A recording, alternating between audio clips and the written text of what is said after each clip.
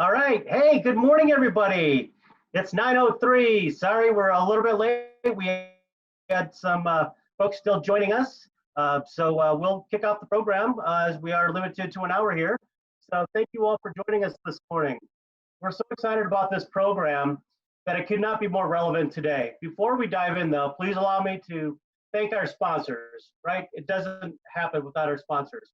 So first and foremost, our HBA of Metro Denver overall sponsor, Ferguson BAC, thank you. Also, a special thank you to Colton Mortgage and Wells Fargo as our SMC overall 2020 sponsors. And finally, we have a special event sponsor today, Anchor Engineering. I've worked with Eric and his team for over 15 years, and in my opinion, they're one of the best engineering firms in town. So whether you need a microwave, a mortgage, or a structured engineered plan, these sponsors can have you covered. So now on with the program. We have all reverted to Zoom or Skype or other forms of virtual meetings today. How many of you believe that there's room for improvement? I think everybody raised their hands. How many of you believe that this is going to be a new way we meet from time to time? Well, when we are in virtual meetings, it's still time to be professional. So Dena Wyatt with Marketing Evolutions will provide you with 12 tips today to make the most out of your virtual meeting. So the title, it states, tear it apart and make it better. So with that, we are going to tear it apart and make it better. Thank you, Dena. Thank you so much, Philip. Let me share my screen. I'm excited to be with everyone today. As Philip said, these meetings, unfortunately, probably are not going to be going away anytime soon. I'm hoping, and personally, I'm pushing for no video Fridays. So I have one day where I don't have to shower and put on my suit jacket and look professional all the time to do these Zoom meetings. But in the meantime, I think this is here to stay for a little bit. So we're going to cover everything on virtual meetings, from how to lead them better to how to participate better, and just how to make them go smoother overall, as well as get more participation in them. Because when we lose that face-to-face connectivity, it's harder to have the connection. And we want that same connection as we have to live in this virtual world. So Philip's introduced me a little bit. Dena Wyatt, I've got my own firm, Marketing Evolutions, but I've grown up in the construction industry. I spent the first 16 years of my career with a commercial contractor. So I've always been in construction. It's sort of near and dear to my heart. And I'm very competitive. I love to win. So this is my passion that's driving me to improve these meetings, because the better meetings that we can have, the more likely we are to make a great impression, the more likely we are to walk away with that project. So my mind is all about winning in the end. So let's talk about conference calls. This is back in the olden days, like February, where we just always had the audio version of the call, but it was annoying. People were always, can you hear me? Is this going? Can you see my slides? So we don't want to be that annoying person. We also don't want to be the annoying one that's the amateur guy that can't get his camera to work or can't get his audio to work, makes the big scene as he enters or exits. So we always want to make sure that we're using extra as protocol or extra politeness when we're on video calls, because there's a lot more that can be seen and we're judged a lot more harshly, if you will, when we're on just the video. So let's get into those 12 tips. Tip number 1, have an agenda. And I know this sounds basics, but we have to go back to the basic, and having an agenda is the key to having everyone on board to what's going on in your meeting and allow them to follow along. Along with that video or the agenda, I want you to give that protocol out. Do you expect cameras on? Is it a no camera event? Like I said, me personally, Fridays, no camera Friday. Let's all make that a rule, okay? Everyone with me? No camera Fridays. But other than that, we do need to set the expectation of when we want cameras on, and is that a part of it?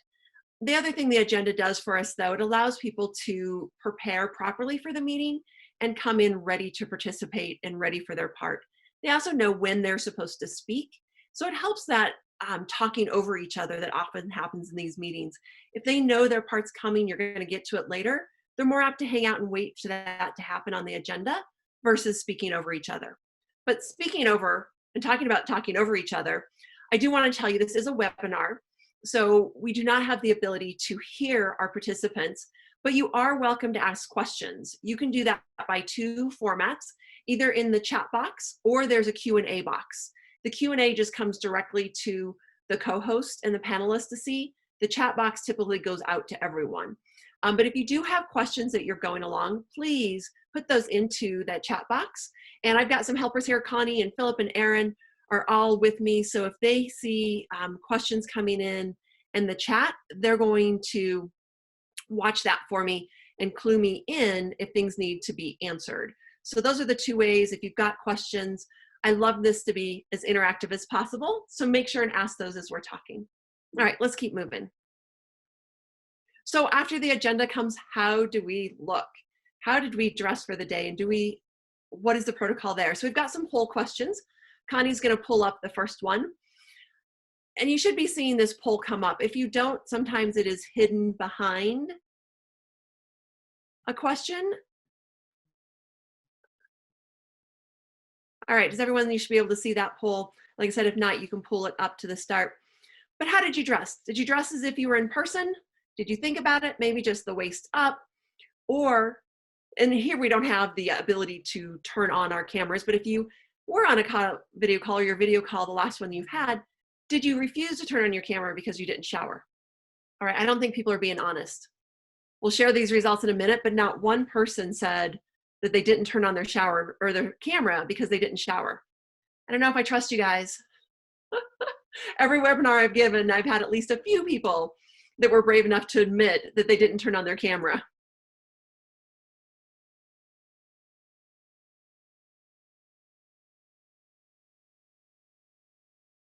All right, let's go ahead and share these results with you.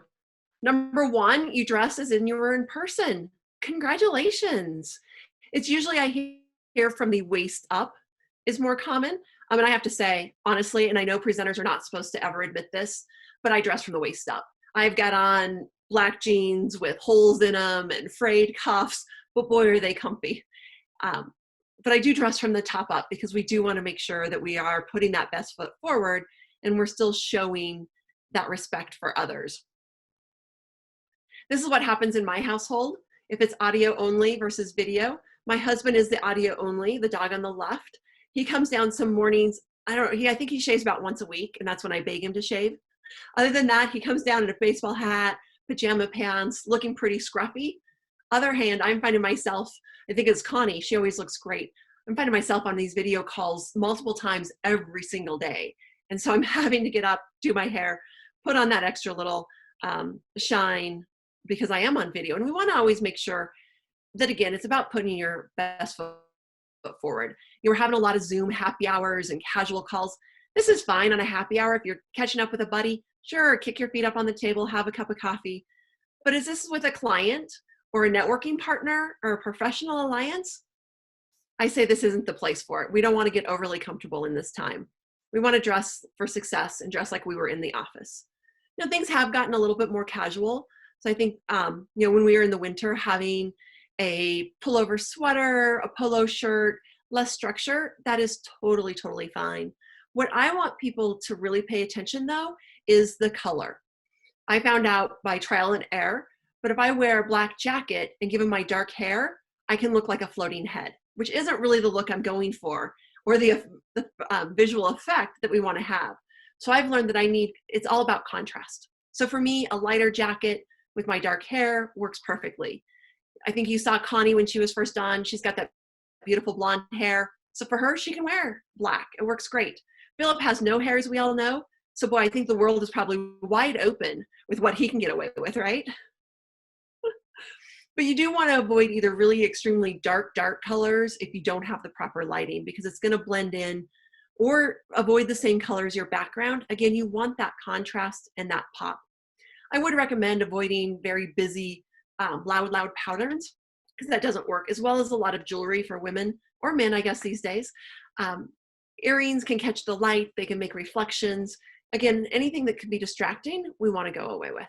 All right, enough about dress. We're all adults. We know how to behave, right, when we need to. Let's talk about practice. Practice is critical. And as many of these have done, I still requested that Connie get online with me about 20 minutes early just for a double check.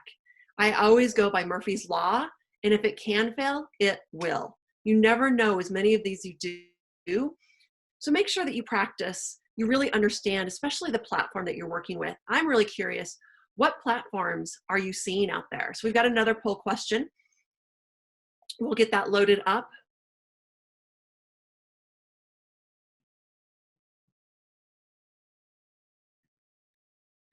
You know, and it's funny, when we first started these, we were really seeing that it was mainly Microsoft Teams and Zoom. But just this last week, we had an interview client tell us it's going to be on Google Hangout. So I just added that recently, the Google Hangout one, because we really are seeing every one of these platforms. Zoom is leading the poll right now, which doesn't surprise me at all. I think it's the most user-friendly platform out there, and it's a lot more flexible than WebEx. Skype, if you use those, that actually then was bought out by Microsoft Teams. So we're seeing Skype slowly be incorporated into that. So yeah, as expected, we're seeing Zoom leading the list here. But whatever your favorite is, it really doesn't matter if you have an interview. When you have an interview, your client is going to be dictating which platform to use. So you've got to be up and ready to use that one. Here, let me share those results with you. So it looks like Zoom is the by far winner, 70% of you. I'm surprised more aren't using Microsoft Teams. That seems to be the second, at least on the commercial construction side, we see a lot of Teams. GoToMeetings, yep. No Google, yeah. I'm personally not a fan of Google at all. As I mentioned, we have a client that put out interviews will be on Google Hangouts. So all of us had to go in and actually create a Google account in order to get on that platform and utilize it. So again, you need to practice, you need to understand these platforms, and you need to be prepared and plan ahead of time, because if we waited to the day of the interview and then tried to get on Google Hangout, it would have been a miserable failure, because we have not been able to create all those accounts and plug in as quickly as we needed to get going. So number one rule, if you've got something your client is pushing out, make sure and get familiar with it and understand it. I think we've all used Zoom enough, but in the early weeks, it's also important, if you're with a client or you invite someone to come into a meeting with you, just give a quick 5-minute overview. You know, if it's a meeting situation, you're going to have that ability to talk back and forth with one another. So ask them, has anyone not used this platform? Do you need a quick 2-minute tutorial? And spend a couple minutes to walk them through a couple of the key features. It'll make the rest of the meeting go so much easier. And then that way your participant isn't trying to figure out the software, and they're able to listen and be a part of the meeting. So practice, practice, practice whatever you're on. Like I said, be nice, help people, give them some clues on how to use the key features if they're not familiar with it, because it'll all go better. With the testing, you got to test your equipment and never change halfway through. So if you're working off a laptop, make sure that you are plugged in from the beginning. I had a client plug in halfway through as her battery, excuse me, her battery was dying, and all of a sudden she lost sound. And so what a horrible thing to all of a sudden lose sound and not be able to recover from that. Or recover from the scratchy throat I just developed. Excuse me. So test. The great thing about microphones is they are made and developed in order to hear us. So there's no need to shout. There's no need to talk louder. That microphone is doing its job. It's going to pick up and transmit that sound beautifully. And if you talk a little louder or too loud, right, I sound like I'm shouting at you. You don't want to come across that. So keeping a nice conversational tone is exactly where you want to be. Now, we should always have a plan B and a backup, just in case things fail. You want to be able to recover quickly and on the spot. So last week, as we were practicing and planning this webinar for all of you, I made sure that Connie and Philip had a backup of my slides. So if for some reason my bandwidth went out, my internet went out, something happened, I could call in on the old-fashioned phone. Connie could run the slides. Sure, it'd be a little awkward. I might have to say next, clue people into when to click. But we have a backup plan, so the webinar could still go on as planned. So make sure that you've got those situations and everything is backed up, so you're able to still have your meeting regardless of what can happen. Let's talk a little bit about bandwidth. People always ask, what happens if it's blurry, or why do we get that stutter and that lag time coming through? Most of that is because of the bandwidth. We can't control that, but we can control how we're set up. So if you can hardwire in, that often helps. I've had people I've requested for the formal interview go into their office. You're by yourself, right? We don't have to worry about social distancing or any of those other things, but be in a reliable place for your internet. That's going to help. And make sure everyone has that old-fashioned line to call in on. So if things do go out, you've got a backup plan and can come back with that. All right, the worst thing I see, and the number one, I have several pet peeves, let's be honest, but one of my biggest pet peeves on video in these calls is that the camera is not at the right height. We don't want you to be looking up and looking up at your nose hair. We don't want it to be looking down at the camera. We want that camera at eye height. And to do that, you've got to raise your laptop up off of your desk. Very few people can get away with it sitting flat on their desk and have the connection that we're looking for. So right now, when I do these webinars, I choose to stand. I just feel a little bit more like I'm in a true training situation, and I don't get so lazy and kick back as if I'm sitting. So I'm standing. I have a file box on top of my desk. I have a shoe box on top of that, and I have about 3 or 4 coffee table picture books set up. And that allows my camera to finally be at eye height where I need it to be able to have the better view that we're looking at. With that, just think of it as if anyone's taken a photography class. You've got your frame broken up into thirds, and photography is all about thirds. So I want my face, my eyes especially, to be in that top third of the frame. Same thing with your body. You want to take up about a third of the picture. And so you'll notice I'm not standing right in the middle and hovered in close or up front, but standing off a little bit and having it slightly slanted is the best view. We don't want to all look like all of a sudden football players. So if you're straight on, it's not as appealing sometimes. So like just tilting your laptop a little bit, or standing at a slant, or sitting a little bit of a slant, just gives a nicer perspective with that. But please, please, please raise that camera up. And when you speak, you have to look at the camera. You have to look at that little green light. I know we all want to look at our participants and all the people, or maybe at my PowerPoint show, but you can see the difference. When I look down or I look at the chat box, try and find something, you can see I'm not looking at you. If you want that connection, and we always strive for eye contact in person, we need eye contact here virtually as well. So lock eyes with that camera. I know it's awkward, but practice it. You'll be much better received. All right, let's talk about virtual backgrounds. I'm sure you've all noticed here, I have a virtual background on. Now, I'm not promoting these as the way to go. If you've got a great professional space, you saw Philip this morning, Connie's got a great looking office, by all means, use your natural space first. However, I am stuck in our spare bedroom in the basement, so I don't have good lighting. I have a horrible backdrop. And as much as I've tried to clean up the space and repurpose it, it's just not gonna work. And so for me, when I do a call and a webinar down here, I do put the virtual background on because I don't want you staring at my bedroom. So that's why the only time I do say to use it is if you've got just a horrible surrounding that you can't avoid. And as you know, with virtual backgrounds, I'm sure you've all played around with Zoom. If I move too fast or go in and out, I could lose an arm. So when you gesture, you've got to keep your hands in front of you and keep that gesturing windows pretty small, or else you can fade in and out and get some weird halo effects. But if you keep them smaller and you don't move a lot, you can control that halo effect that we have. The next I want to mention is lighting. It is so critical to have good lighting so people can see your face and your facial expressions. So the thing to remember is to light from the front.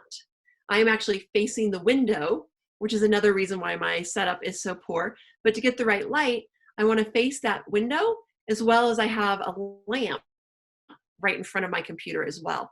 So that gives me a good light. I also turn off my overhead light because it throws more of a glare and a downcast. So just play around with it, find the best lighting, but never sit with your back to the window.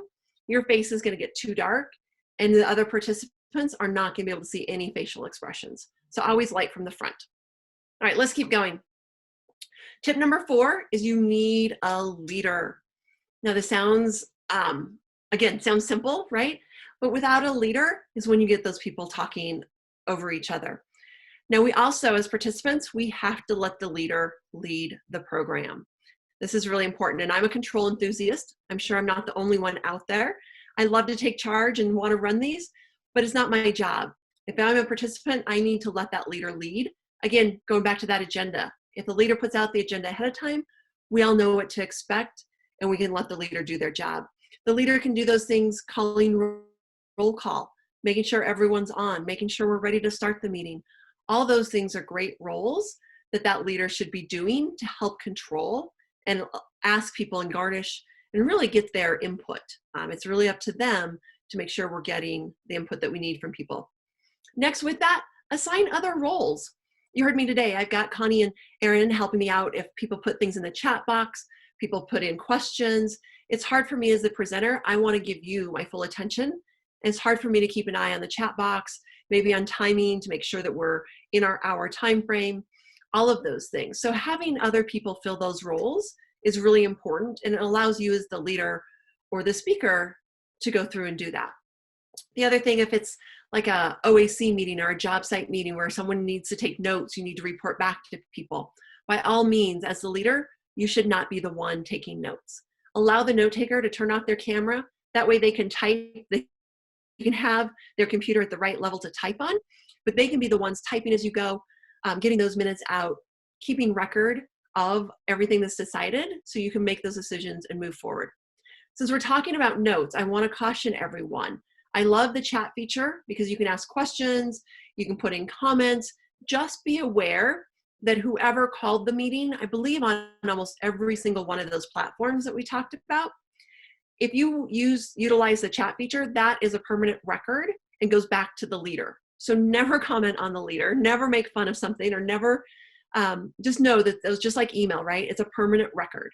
And especially if you have a job site meeting going on, I also am a fan of not recording these meetings, because if it's a job meeting, that is now record. And so if you have something go south with your project, you get into a lawsuit, they can request records of all your virtual meetings, the chats in there, everything. So just be careful that this is a permanent record and behave accordingly. Now we are recording this because this will be part of the resources. So if other people missed it in your organization, you want to share it with them, Connie can send out a PDF of the slides as well as the recording, and people can view this later. But we don't want to deter that from asking questions. So if you do ask questions, please bring those about and ask them. All right, tip number 6, call in early. It's really important. We all witnessed this morning, right?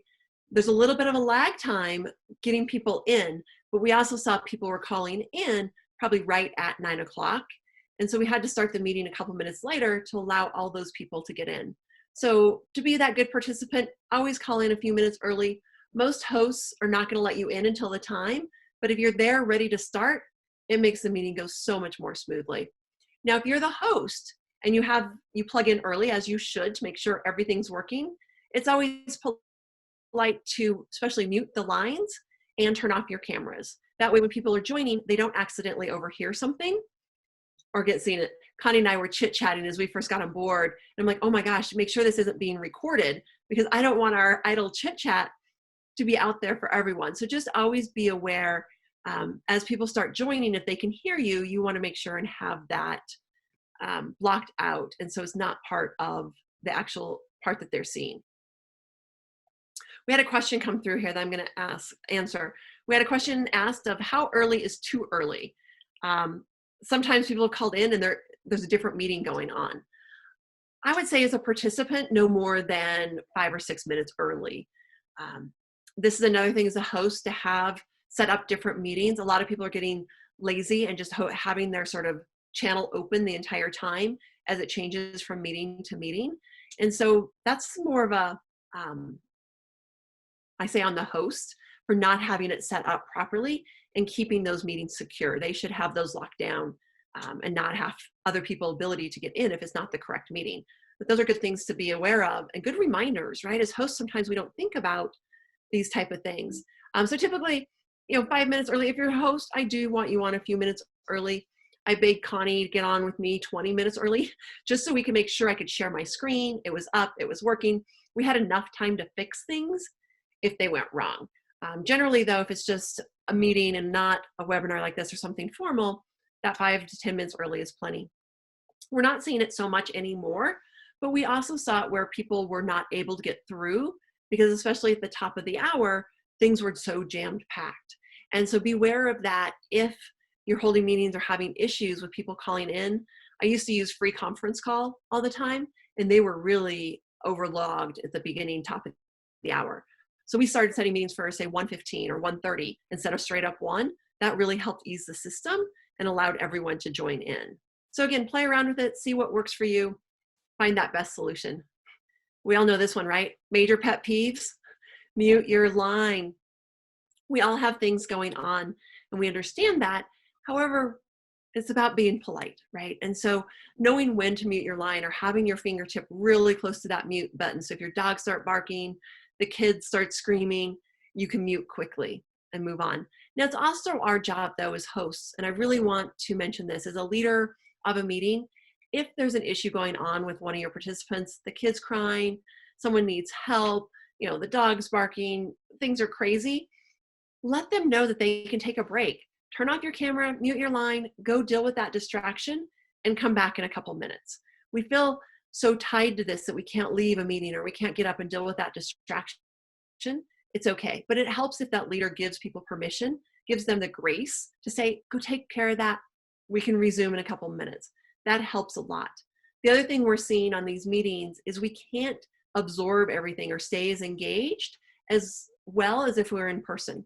Yeah, I do a lot of interview preps and I prep teams to go after projects in that very end game interview with a client. And what we found is we used to be able to sit all in a conference room for 8-10 hours a day and just pound away on getting that interview just perfect. We can't do that online. 2 hours is the max. If you have to go to 3, take a break. But I'd rather do 2 hours in the morning, take a break, come back, do another couple hours in the afternoon. You're going to get far better participation than if you try and pound through it all at once.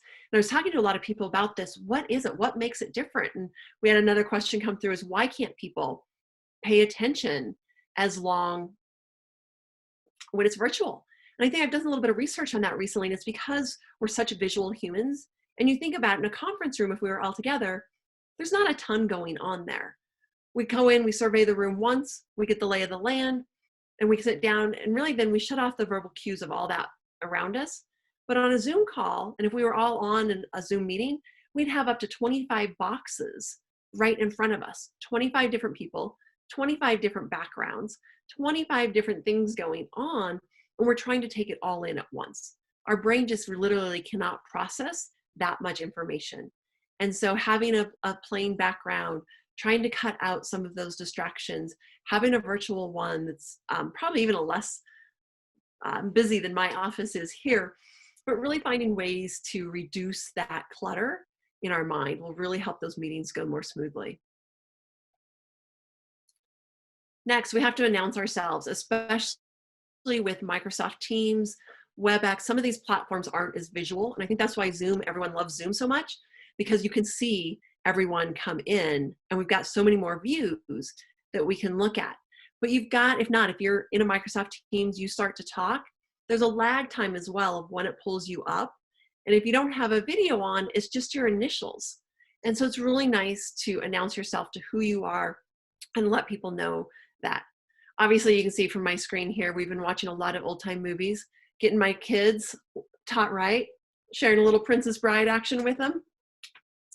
The other great thing with Zoom, since so many of you know it, I'm sure you know this, but you can change your name. And so say you have a virtual networking meeting, or as home builders, you're trying to entice a new group of subs, or you're doing something, a networking with the HBA, you can change your name and just have Dena and your organization. So you don't always have to have your first and last name, but if you hover over your name and there's the 3 little blue dots come up, you can rename yourself. And so that's a nice little feature as well. I do this for interviews. I'll put, Philip, project manager, Connie, superintendent, whatever those roles are for people. So then my listener can easily look at the name and be reminded, what role do they fill? So like I say, think about your name and your company name if it's a networking situation, or if you're not familiar with who you're talking to. All right, tip number 9, listen and be present. You knew I was going to have a poll question here on multitasking, right? How could I not? So I want to know when you're multitasking. It could probably, I have to say, it's probably even right now, as much as I don't want to admit it.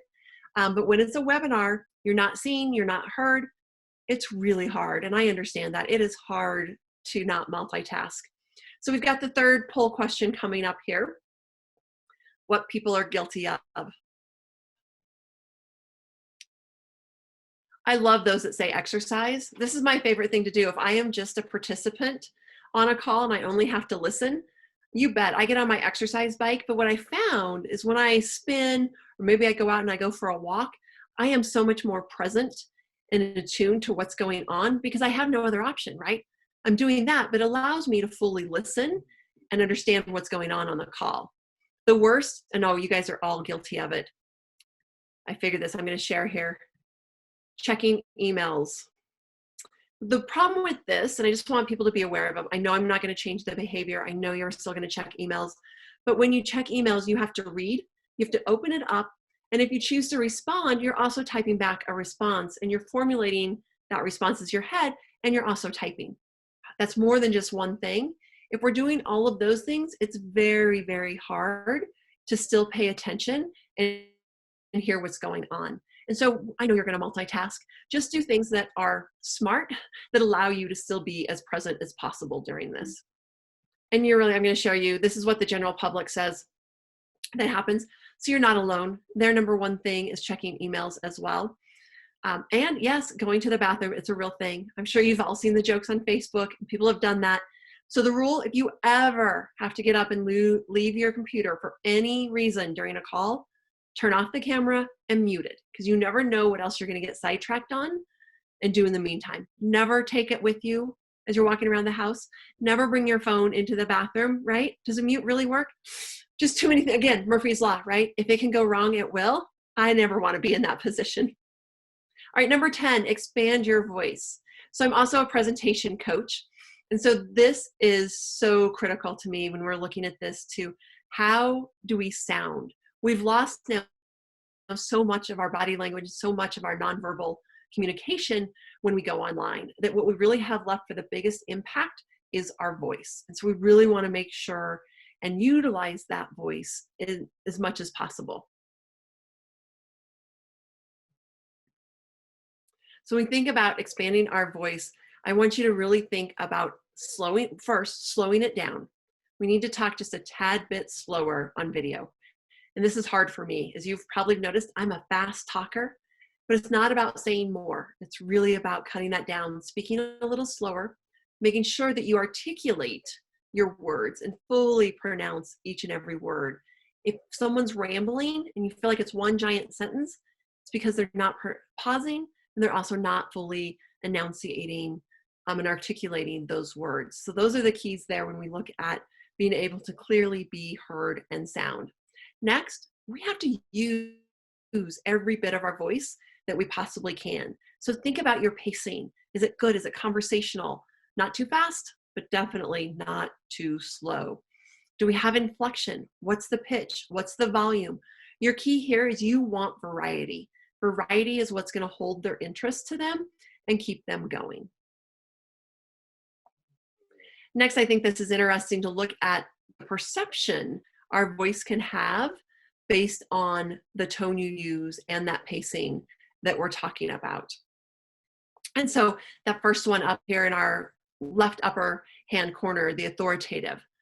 Now this can really build trust. It can set you up as knowing as the expert, but virtually it's much harder to pull off. It oftentimes gets perceived as being very harsh and more of a dictator type tone than truly the tone of an expert. So I tend to stay away from that authoritative, very slow, very loud voice. I live a lot in the authentic, and then of course in the animation, in the red and yellow boxes as well. But having that good, authentic voice builds trust. And that's what our industry is so much about, right? Trust us to do your job. Trust us, we're gonna build a great project. We're gonna get it done on time. So having just a very authentic, conversational tone is where you wanna go. And then boy, when you get excited, you're talking about delivering their new home, you're talking about the solution that you found to a project, absolutely, that's when you ramp it up, bring a little bit more animation and excitement to that with your voice. Along with that, we really wanna watch our filler words. In person, the is really common. Online, however, I have found that it's right, or don't you know, or do you think so? because we're looking for approval. We don't have that connection that we have when we're in person. And so virtually, we're looking for approval. We're looking for, are people still with me? But watch that, because that can get really annoying after each sentence. If you say, right, don't you agree? Don't you know? Those filler words take over. So we want to cut those out. Now, of course, I got to talk about wimpy words, because we're always trying to build trust and confidence with our audience and with our other team members. And if we use words like these that you saw popped up, we're going to try and get your project done. I think we can get it done on schedule. We should be able to complete it on time. I think your cabinets are going to be in. We might be, right? It does nothing to build trust. In fact, it does everything to create doubt and lack of confidence with our listener. So we always want to make sure that we're using strong words if we're trying to sell our ideas or build trust in our listeners. You'll notice the think and believe are starred with that little asterisk. That's because if you're comparing yourself to your competition, you can use that. I think we're the best home builder in Denver because of this. I believe that we've got the right mix. This is the right person to the job because of XYZ. Now, you have the right solution. These other things. But if you compare yourself to the competition, I'll let you use the I think or I hope in those cases. All right, I see a couple more questions coming in. That's awesome. Keep those coming. I'm going to finish out since we're on tip 11. We're going to finish out with our last 2 tips, and then we're going to take those questions as well as open it up to any additional ones. So keep those questions coming in for me. So number 11, be concise. We talked in how important your voice is, but we also have to be concise. This is not the time to ramble. People have even a shorter attention span online than they did when we're in person. So the key here to think about is shorter words, shorter sentences, and just overall less words. And if you follow those 3 things, you're going to help be more concise and bring this down. Funny quick story, my youngest daughter had a debate yesterday for one of her final projects. And they only had a 1-minute time frame. And she had to get across, I think, 3 different points. So she did the old trick of, I am just going to talk faster. And boy, did she start talking fast. She talked so fast I couldn't hear her. And she got all her points in, and she just kept talking so fast like this. And it was like, oh, time out. So I made her stop. Even talking as fast as she possibly could, she was at 1:20. So we went over my 3 rules. First, we said less words. What words can you just cut out? Her favorite filler word is that. That was in every single sentence. It was incredible. So we cut out all the that's. We simplified a few things. We simplified a few of the words, even because she was tripping them up and having a hard time getting them out. And they were hard to understand for a listener. It wasn't really simple. And so we did those things, got it down. She ended up at 1:02, speaking slowly in a nice conversational tone and with pauses. Winning, right? So it's not about talking faster. You talk faster, you're going to lose your audience. It's all about slowing down, being more concise so they can truly hear what you have to say. And our last one, always leave time for questions and also provide a recap. It's really important to recap that action list. Remember, we asked someone be taking minutes, take notes, know what's going on. So then the important thing at the end of the meeting, recap those notes. Okay, Connie said she was going to do this. Brian, you've got to do this and by this date. Philip, you're going to follow up with this person and do this. But make sure and recap those assignments so people leave understanding what has to be done, as well as when to get that done and follow up with you. Remember the first couple of weeks into this was the biggest complaint I was hearing from my clients is like, we're not getting anything done. We have these meetings, we're all online, we're seeing each other. I don't understand it. We come back to the next meeting and we still have the same open action items. And it was this thing here, they weren't recapping, they weren't giving solid assignments and really having people understand who was responsible for it and when to get back to them. So this is a key point to make sure that you've got that follow up and finish to the presentation there. I wanted to end with a quote. Communication works for those that work at it. This is hard. This is not easy. It's not even always fun either. I think the first couple of weeks it was sort of fun. It was sort of new. Now I find it hugely annoying to have to do so many Zoom calls. But like Philip said, we're in this for a while. But if you work harder at it, it's going to get better and it's going to make it easier on all of us. With that, I know I got a couple questions, so I'm going to go to the chat box. I'm also going to go ahead and stop sharing my screen so we can have everyone pop in here, and we're going to come back and answer your questions for you. So the first one here says they have a large screen set up. They're taking notes on projects so she can listen, but the video is horribly distracting. You're absolutely right. And so in those instances, if you're trying to take minutes or notes or follow up, it is okay to turn off your camera. We don't have to have these cameras on as much as we thought we did. And this is a change, man. In March, I was like, absolutely, you must turn your camera on. It's the only way to build relationships. We've got to do this. I'm now taking a backing off of that, saying, do we really need our videos on all of the time? Again, it's about setting expectations, letting people know if you want to pop on by video, please do so. It's not necessary. And take those clues. I always take my clue from the client. So if my client, we get on a meeting, they don't have videos on, I won't turn mine on. If they have videos on, oh yes, I'm going to turn mine on as well. So I actually keep this suit jacket over the back of my office chair.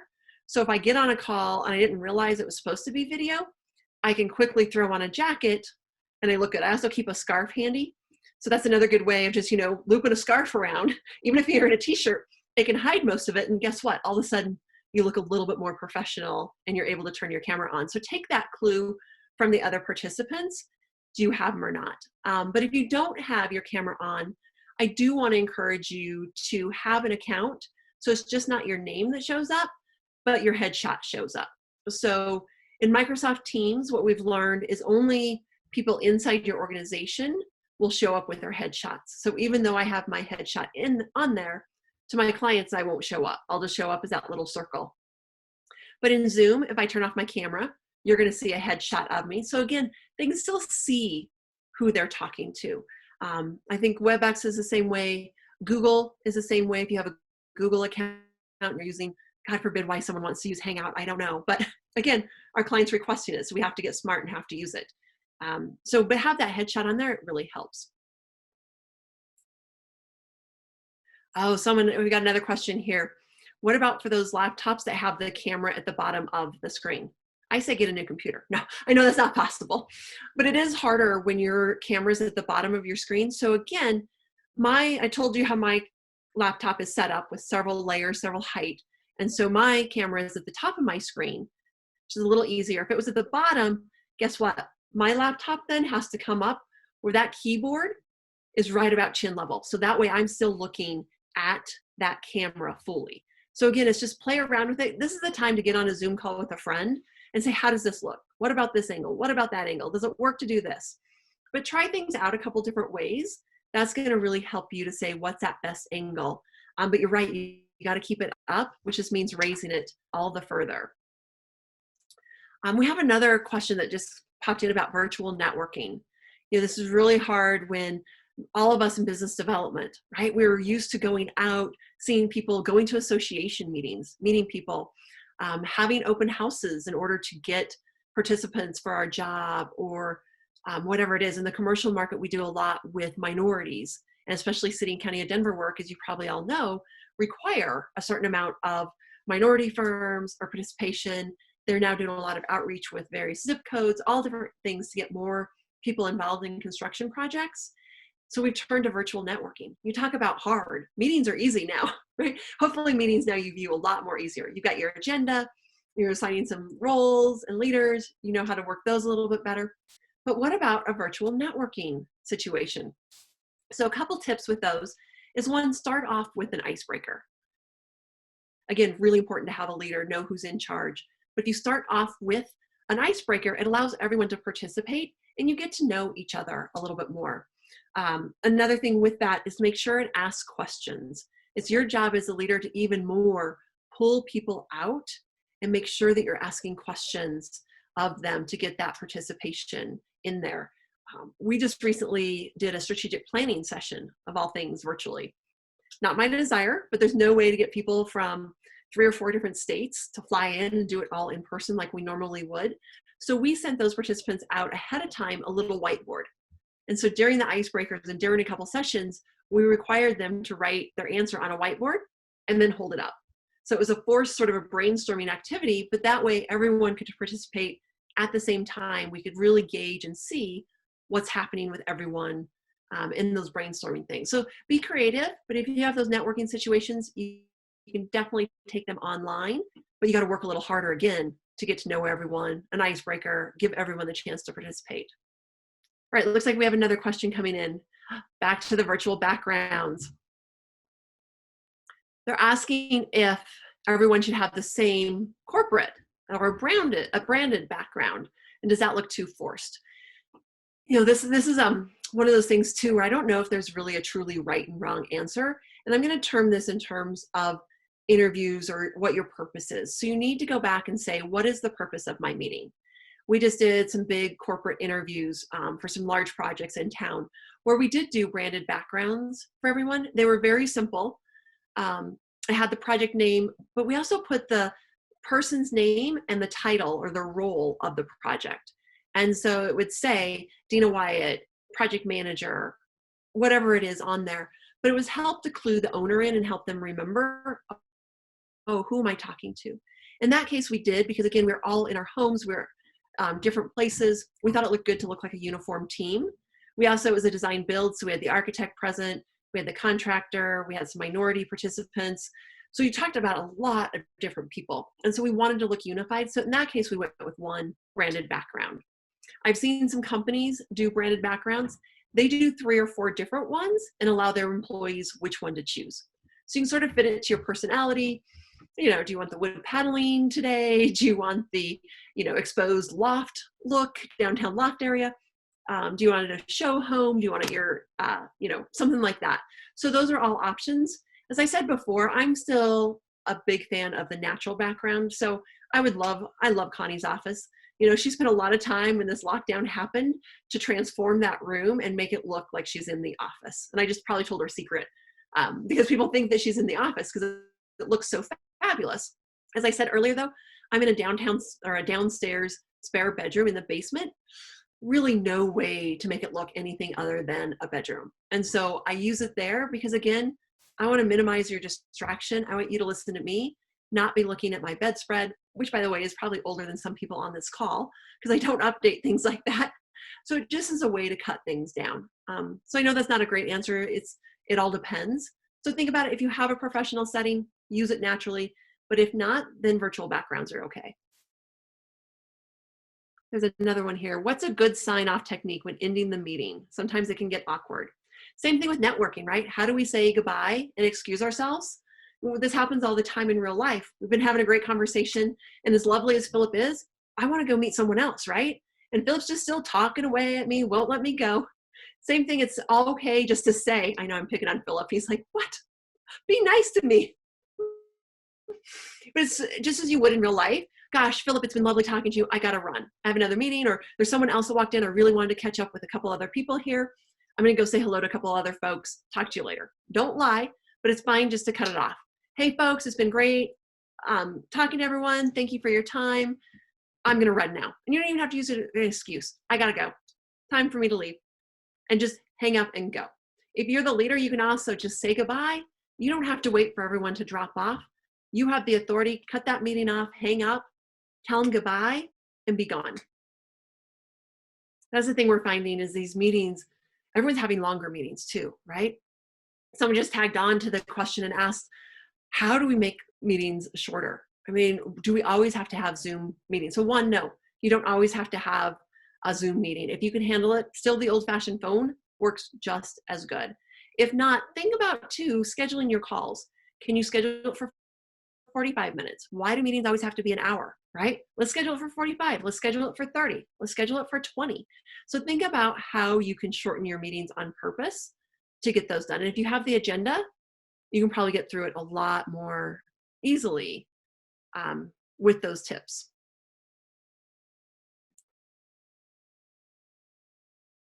What else? I see a few here. I was watching the Q&A box, but there's also some coming in on the chat box. Let me take a quick look there.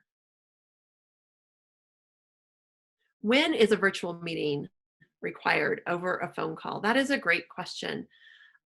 if you have to share your screen or you need to visualize something, then a virtual meeting is good.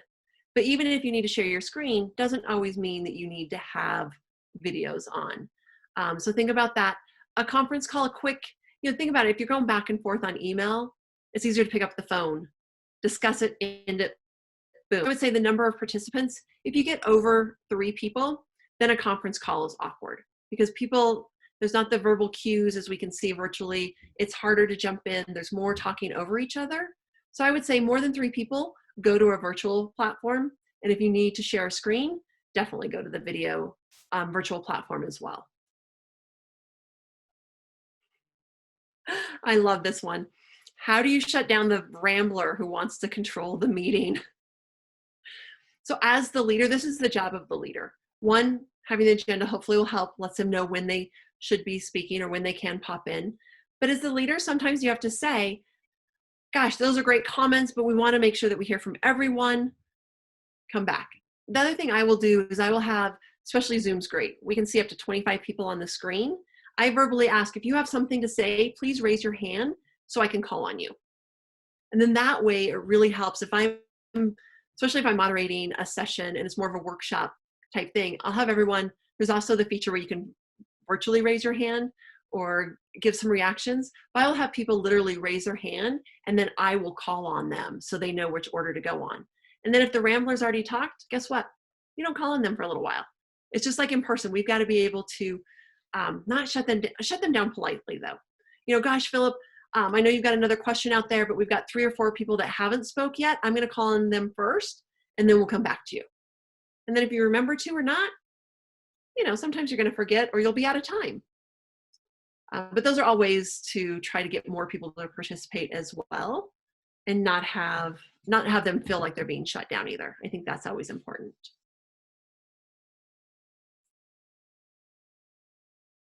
All righty. Well, thank you all for your time today.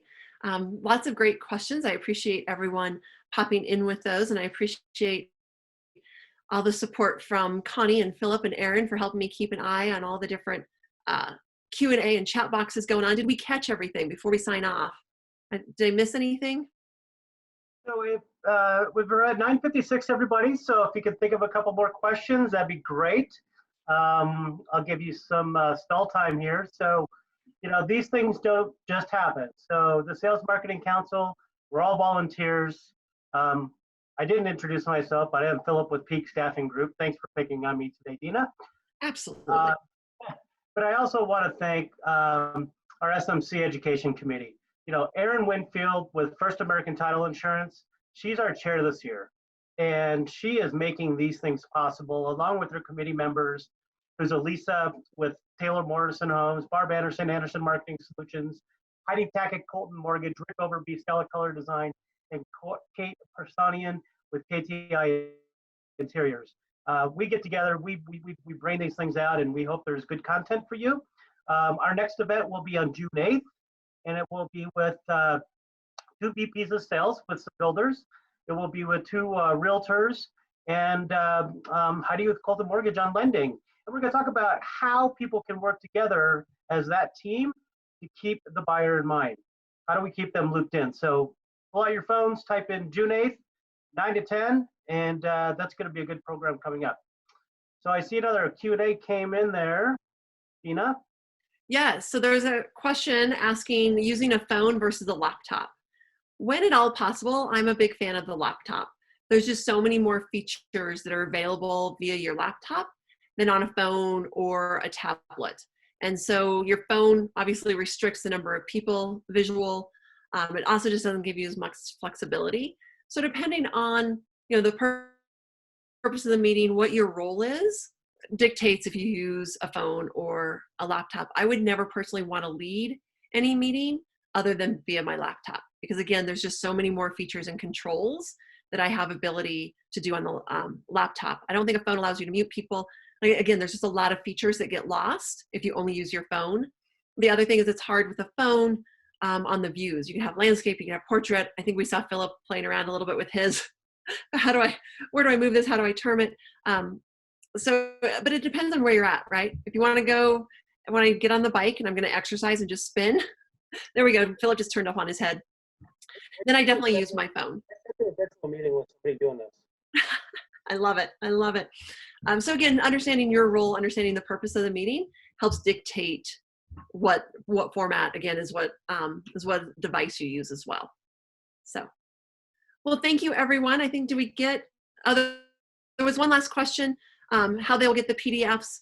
Connie, I'm assuming you have a participant list, and they'll get a follow-up email, I'm guessing, after this webinar with those attached to it. Absolutely. Beautiful. Fantastic. Well, Dena, thank you so much. I know you're busy. Thank you, everybody, for your time. I know you're busy, and keep on keeping on. Our market's coming back, and this is more exciting than ever. So thank you, everybody. Excellent. Have a good day.